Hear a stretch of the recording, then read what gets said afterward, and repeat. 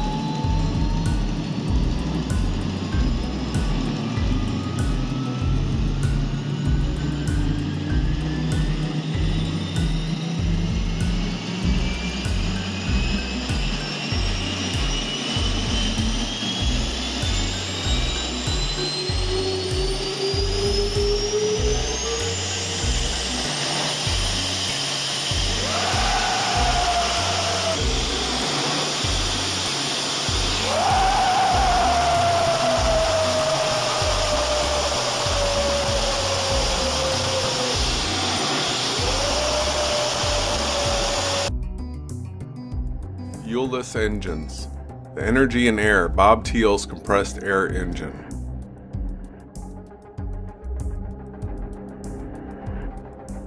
Bob Thiele's design is a compressed air operated engine and compressor where the operation of the engine keeps resupplying the compressed air tank. Scott Robertson's compressor system. Bob Thiele's system could do with some further explanation, so here's an idea from Scott Robertson. What you need to understand very clearly is that this is an exponential power engine. The output power is proportional to the square of the rotation speed. So double the revolution speed and you quadruple the output power. Also, the output power is proportional to the square of the rotor diameter. So double the diameter and that quadruples the output power. So if you double the rotor cylinder diameter and double the rotation speed, the output power goes by a factor of 16. We have the engine manufacturers themselves saying that 90% of the thrust comes from the compressed bypass air and not from the combustion chamber. That's not me saying that. It's the people who design and make these jet engines. So it must be true, right? Yes and no. Let's get into it. To make sense of all this, we have to embrace the idea of the ether. The ether was a totally accepted element in the past. Before Einstein and his wife concocted the widely acclaimed relativity theories, everyone, including all of the scientists, knew the existence of the ether. In one fell swoop, Einstein got rid of the ether and everybody else followed suit. The age-old technologies used in the design of these aircraft and engines also utilize the properties of the ether. That's the bit they're not telling us. To do so would fly in the face of contemporary scientific thinking, and they would be forced to recognize the existence of this hugely important element. If you visit Victor Schauberger's Ripley's Believe It or Not page, you will find it sadly lacking in important information. This man was a master at decoding the secrets of nature, a prolific writer and far ahead of his time, yet the mainstream scientists chose to ignore his work and label him a nutcase. Just this fact should throw up a plethora of red flags with people. This man dedicated his whole life to the study of nature, and he came up with some truly fascinating stuff.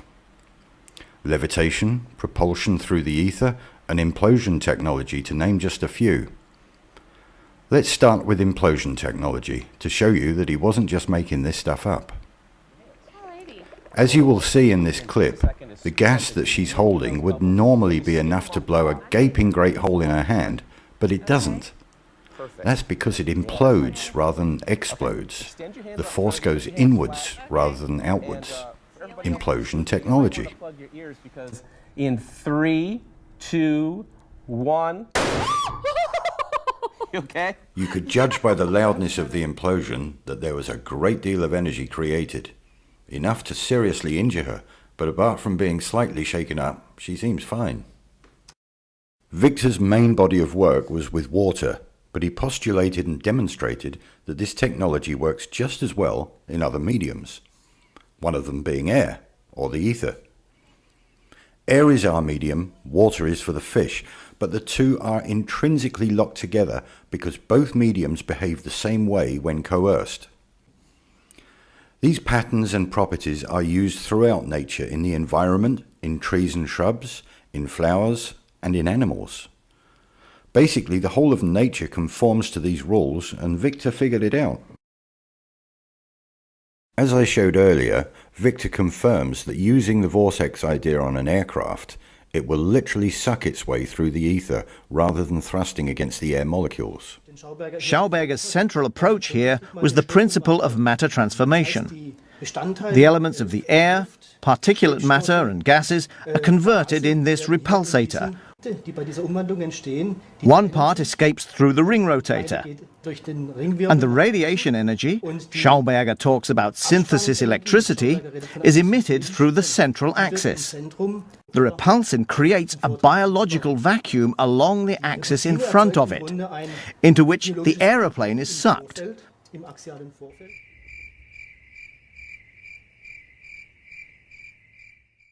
The relatively small amount of fuel on board is used for takeoff, landing and taxiing. It's also used for the APU. The APU is the auxiliary power unit that's situated at the back end of most commercial aircraft. This is a small jet engine configured as a compressed air generator to feed the main engines at startup and during cruise mode, amongst other functions. Military aircraft like fighter jets use a lot more fuel than commercial aircraft. They need the extra power and thrust that combustible fuel gives. In cruise mode, a commercial airliner does not need the extra power as its forward motion is sufficient to suck enough air into the engine. Just a little observation here.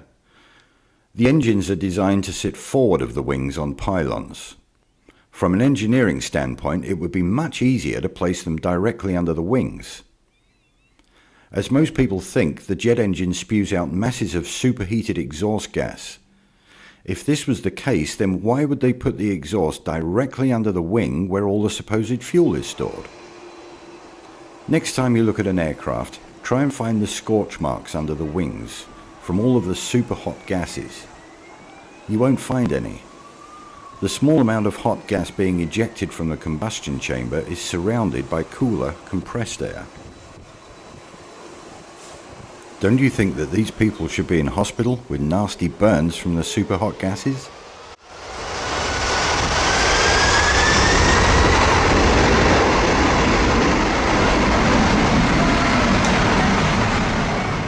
Before we leave Victor number 1, let's look at his vortex principles at work in real time.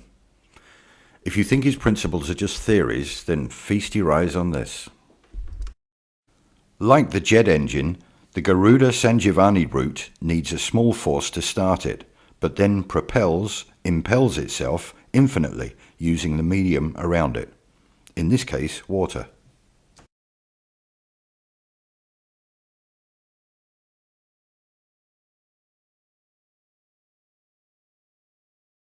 Despite the downward force of this water, the route impels itself even vertically, just as the jet engine does through the medium of ether. There is much more to talk about with Victor Schauberger's vortex principles and how the aircraft manufacturers utilize the natural forces of nature to assist flight, but I don't want this video to be too long. Again, check out Victor's work for yourselves and you'll see the connections. Time for Victor number 2. Viktor Grebennikov is lesser known than Schauberger, but his research and experimentation is just as extensive and important. It also derives its reasoning from nature. It's a man named Grebennikov from Russia. Grebennikov was kind of a non-conventional scientist. He was an entomologist, did a lot of work with bugs, entomology. And his favorite thing was to go out into the steppes of Russia and into the various outer hinterlands and camp out in the summers and study his favorite subject. This might look like a radio-controlled bee, but it's actually a bee with a little radar transponder on it, which means that we can track this bee as it flies around the field. And these little guys can carry 90% of their body weight in pollen, so it won't affect the way it flies. First of all, the bees are flying much faster than predicted, an incredible 30 miles an hour, even when fully laden. The next surprise is where the bees go. They almost always overfly potentially decent food. And once they've found their patch, they then repeatedly shuttle to and from it. And this is the really clever bit. In spite of 30-mile-an-hour crosswinds, whether out or back, they all fly in dead straight lines. A bumblebee can't fly aerodynamically. Yeah, and he's right. And I said, well, what did bumblebees do? And they said, well, they levitate. And I said, well, how's that? And he says, come on, I'll show you. And he showed me, he wrote a book, incidentally. I don't know if it's still in print. It's in the Library of Congress. The book is called Tomorrow's Energy Need Not Be Fuel. And in that book, he gave reference to what I'm talking about, that, that of levitation, that the bumblebee, when he starts to beat his wings, when he starts to flap his wings, there's a little cavity, a hollow cavity next to the larynx inside his system that's hollow. And when he beats his wings, he starts to resonate this energy, and it goes back and forth, just similar to a guitar strumming on one side of the room and hitting the same chord on the other side of the room, or somebody hitting a high C and breaking a crystal. It's the same thing, it's resonance. And he said, what they do, they resonate. And when they resonate, they eventually reach the resonance of the field around them. And he explained it this way to me, that the Earth was, of course, spinning, but it was operating on a frequency of 8.5 hertz per second or so forth. And he says, once this bumblebee hits that resonant frequency of its surroundings, it becomes a free agent. It creates a magnetic bubble around itself, and it can go anywhere it wants. And I said, well, that's not in any of the science books. He said, I know. You probably never see it there either, but that's what happens. They'll discover it someday and bring it out, but it's just we have a conventional way of doing things, and then we have a natural way of doing things, and they're totally different. They're diametrically opposed. The important point here is the bees. As you've heard, the bumblebee shouldn't really be able to fly. Those wings are way too small to lift that chubby little body off the ground. In fact, it's a bit of a conundrum also for the mainstream scientists. They can travel in perfectly straight lines for long distances without any deviation, even during a howling crosswind. Because of the resonant frequencies produced by the vibration of their wings, they create a bubble in the ether, protecting them from any outside interference. So levitation by sound waves is a real-world effect. Do you want more proof?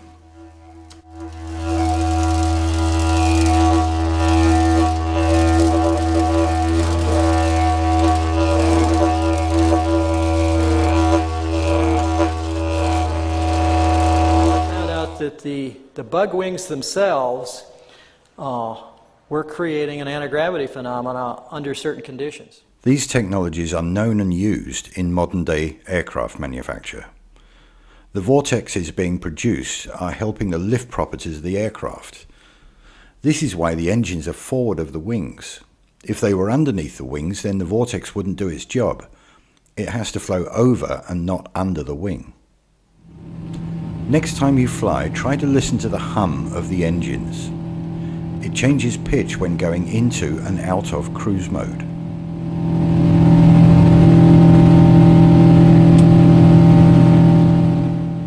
Just pure speculation here, but there are large cavities in the wings, which are tested with compressed air and not liquids, by the way, and the engines produce a distinct hum, just like the bees do.